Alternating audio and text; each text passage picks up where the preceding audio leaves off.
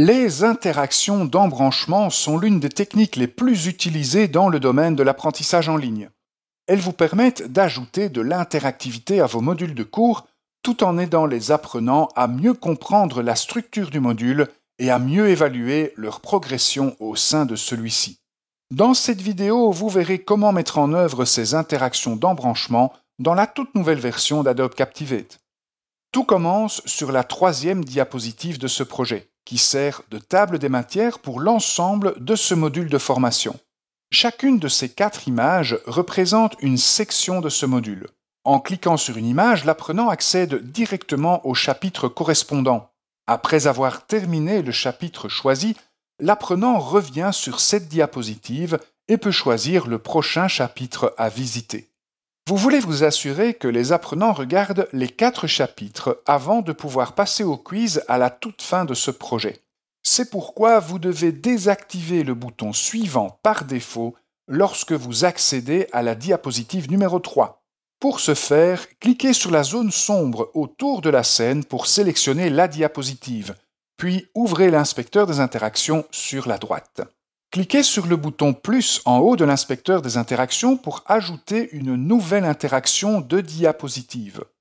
Choisissez le déclencheur ouverture de la diapositive, puis utilisez l'action désactiver disponible dans le bouton plus pour désactiver le bouton suivant. N'oubliez pas de cliquer sur le bouton terminer pour enregistrer cette action. Sélectionnez maintenant le bouton suivant et revenez dans l'inspecteur des propriétés visuelles. Cliquez sur le bouton Afficher situé dans la section État de l'inspecteur des propriétés pour examiner les états disponibles pour ce bouton. Ces états vous permettent de modifier la mise en forme de ce bouton lorsque certains événements se produisent. Par exemple, l'état survol représente la mise en forme du bouton lorsque l'apprenant le survole avec la souris. Adobe Captivate a automatiquement créé un état désactivé pour ce bouton, mais il est désactivé par défaut. Cliquez avec le bouton droit de la souris sur l'état désactivé pour l'activer. Il est temps de tester cette première interaction en cliquant sur le bouton Aperçu dans le coin supérieur droit de l'écran. Comme vous pouvez le constater, le bouton Suivant a été désactivé par l'action ouverture de la diapositive et l'état désactivé du bouton est visible. De retour dans Adobe Captivate, vous allez maintenant créer les actions qui conduiront l'apprenant à chaque chapitre. Commençons par le premier chapitre en sélectionnant l'image à propos de Yellowstone. Un rapide coup d'œil à l'inspecteur des propriétés visuelles vous informe qu'il n'y a pas encore d'état pour le composant sélectionné. La première image étant sélectionnée, ouvrez l'inspecteur des interactions sur la droite et cliquez sur le bouton Ajouter interaction. Choisissez le déclencheur Cliquer, appuyer, puis utilisez l'action Aller à la diapositive. Enfin, sélectionnez la diapositive à laquelle vous souhaitez accéder. Dans cet exemple, sélectionnez la diapositive numéro 4.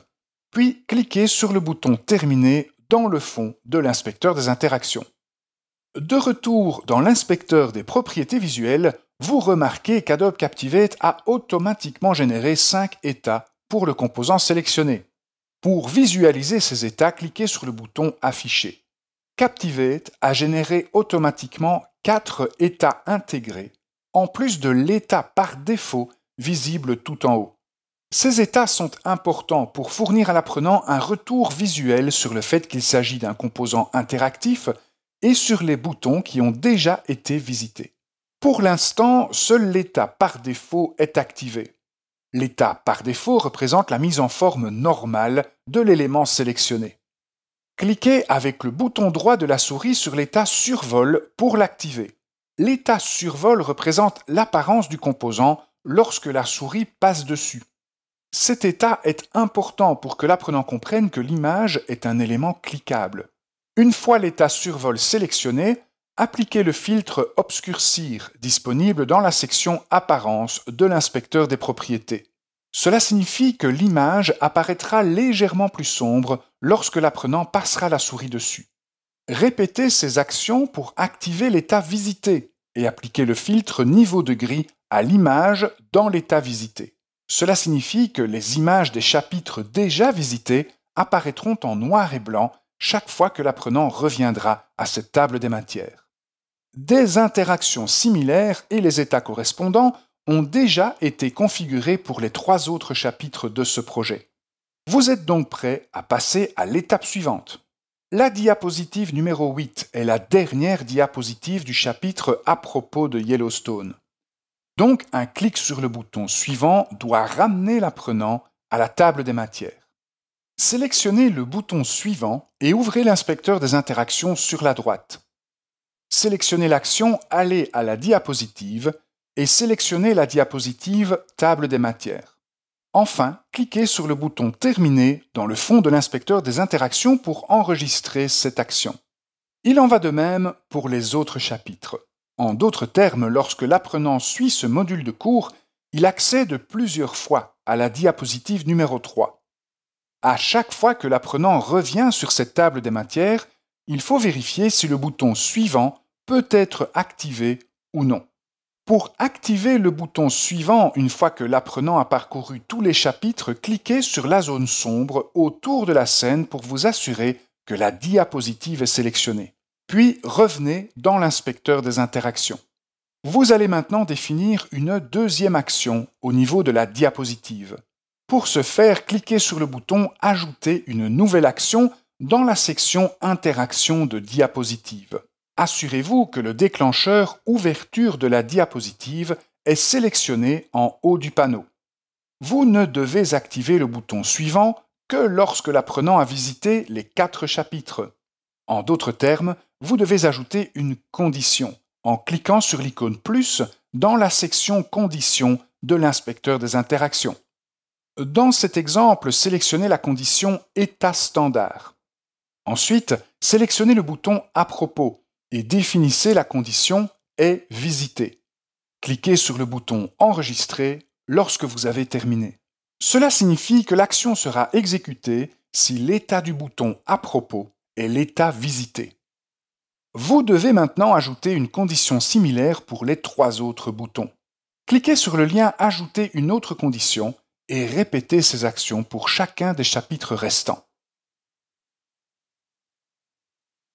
Notez le menu déroulant « Et » utilisé pour relier ces conditions entre elles, soit avec le mot-clé « Et », soit avec le mot-clé « Ou ». Dans cet exemple, vous avez besoin du mot-clé « Et » parce que les 4 conditions doivent toutes être remplies avant d'activer le bouton suivant. Maintenant que les conditions sont définies, utilisez l'action « Activer » disponible dans le bouton plus pour activer le bouton suivant. Vos interactions d'embranchement devraient maintenant fonctionner comme prévu. Vous pouvez donc les tester dans votre navigateur en cliquant sur le bouton aperçu dans le coin supérieur droit de l'interface. Lorsque vous accédez pour la première fois à la diapositive table des matières, vérifiez que le bouton suivant est bien désactivé. En cliquant sur l'image à propos de Yellowstone, vous accédez au chapitre correspondant.